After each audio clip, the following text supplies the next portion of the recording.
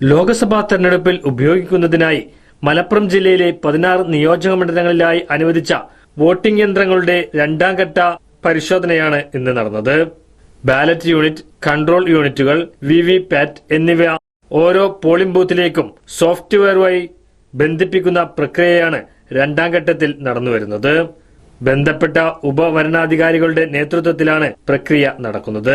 നിലവിൽ ഓരോ നിയോജക മണ്ഡലത്തിന്റെയും വിതരണ കേന്ദ്രങ്ങളിലാണ് യന്ത്രങ്ങൾ സൂക്ഷിച്ചിരിക്കുന്നത്. ജില്ലയിലെ തെരഞ്ഞെടുപ്പ് ഒരുക്കങ്ങൾ വിലയിരുത്താൻ ജില്ലാ തെരഞ്ഞെടുപ്പ് ഓഫീസർ കൂടിയായ ജില്ലാ കളക്ടർ VR വിനോദിന്റെ നേതൃത്വത്തിലുള്ള പ്രത്യേക വകുപ്പ് മേധാവികളുടെയും വിവിധ നോഡൽ ഓഫീസർമാരുടെയും യോഗം കളക്ടറേറ്റ് കോൺഫറൻസ് ഹാളിൽ ചേർന്നു. ഉദ്യോഗസ്ഥരുടെ നേതൃത്വത്തിൽ നടന്നുവരുന്ന പ്രവർത്തനങ്ങൾ വിലയിരുത്തി. കുറ്റമറ്റ രീതിയിൽ പ്രവർത്തനങ്ങളുടെ ഏകോപനം ഉറപ്പിക്കാൻ കളക്ടർ നിർദ്ദേശം നൽകി.